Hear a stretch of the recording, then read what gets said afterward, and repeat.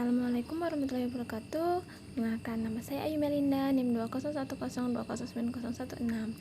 kelas fisika genap. Nah, di sini saya akan mempelajari tentang regresi linier berganda.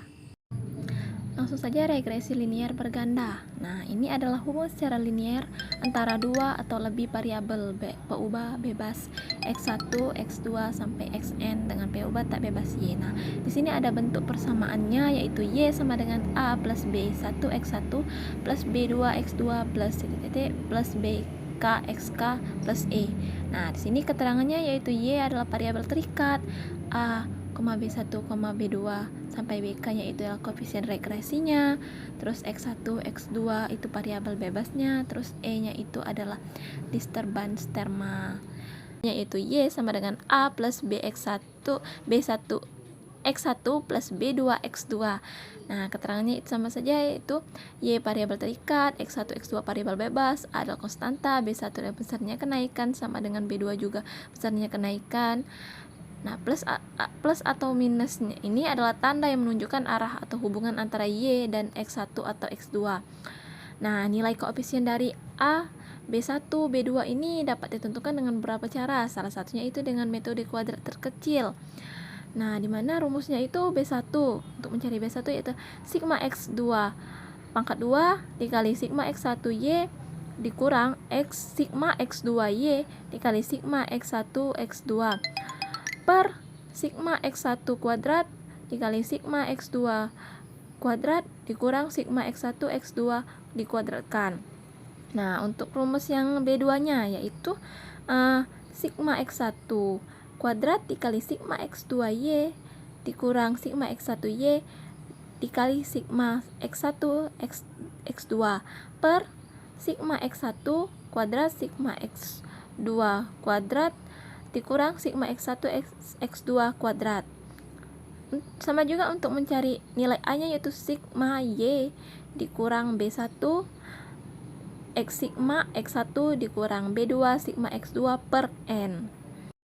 Nah, di sini ada contoh soalnya, yaitu seorang peneliti ingin mengetahui apakah ada hubungan yang signifikan antara IPK, umur, dan skor TOEFL mahasiswa. Sebanyak 5 mahasiswa diambil secara acak dan tingkat signifikannya adalah 5%. Nah, di sini ada tabelnya.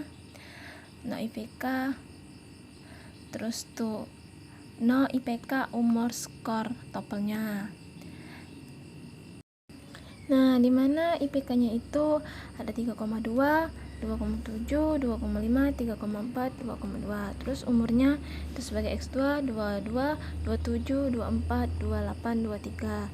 Terus skornya itu sebagai Y yaitu 550, 570, 525, 670 dan 490. Nah, kita selesaikan dengan menentukan variabel X dan variabel Y, di mana variabel X1 itu ada IPK, variabel X2 itu umur, variabel Y ada skor TOEFL. Terus kemudian H0-nya itu tidak ada hubungan yang signifikan antara IPK, umur, dan skor TOEFL. Kemudian H1-nya ada hubungan yang signifikan antara IPK, umur, dan skor TOEFL. Nah, di sini kita buat tabelnya untuk menentukan nilai B1, B2, dan A1. Nah, di mana X1? Nah, X1 ini masukkan, terus kemudian X2 dan Y. Nah, X1 kuadrat ini didapatkan dari X1 dikuadratkan. Nah, kemudian juga untuk mencari X kuadrat 2, X2 nya itu dikuadratkan. Nah, kemudian itu ada kolom Y kuadrat. Nah, di mana Y nya itu dikuadratkan. Terus kemudian ada X1 dan X2, di mana nilai X1 dengan nilai X2 itu dikali. Terus ada X1 dan Y. Itu berarti X1 dikali Y, terus X2 Y berarti X2 dikali Y. Nah, di sana terus kemudian dijumlahkan, itulah adalah sigmanya. Nah, kemudian kita mencari sigma X1 dikuadratkan, terus kemudian sigma X1 kuadrat dikurang sigma X1 kuadrat per N. Nah, kita masukkan nilainya. Nah, dimana X1 kuadrat berarti 40,18 dikurang X1, sigma X1 nya tadi 14, kita kuadratkan dibagi N nya itu 5. Nah, jadi dapatlah 0,98. Nah, kemudian juga untuk yang sigma X kuadrat, sigma X2 kuadrat. kita masukkan juga rumusnya. Sama seperti yang tadi, kita masukkan juga nilainya. Nah, didapatkanlah untuk sigma X2 kuadrat itu 26,8, kemudian sigma Y kuadrat itu ialah 1840, kemudian sigma X1Y didapatkan nilainya 113,5, kemudian sigma X2 Y-nya didapatkan 5556, kemudian sigma X1 X2 nya didapatkan 1,9. Nah, selanjutnya kita cari nilai koefisien B1, B2 dan A. Nah, dimana nilai dengan rumusnya yang tadi. Nah, B1 nya itu kita masukkan dengan rumus tadi, terus masukkan nilainya, itu didapatkan 87,6. Nah, kemudian B2 nya kita masukkan juga pakai rumus yang tadi, terus tuh kita masukkan nilainya, ialah didapatkan 14,6. Terus nilai A nya juga kita masukkan dengan rumus yang tadi, kemudian didapatkan nilainya min 46,4. Nah, kemudian menentukan nilai koefisien determinan sumber ganda R2. Nah, dengan rumus ya seperti ini.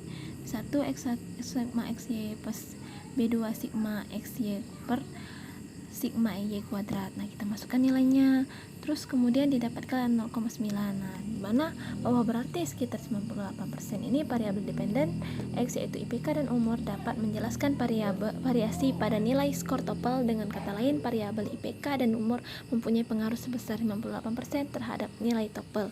Nah, nilai korelasi bergandanya itu kita dari R kuadrat kan, jadi kita akarkan saja dari 0,98, kita kuadratkan, ya hasilnya kita akarkan, hasilnya 0,99.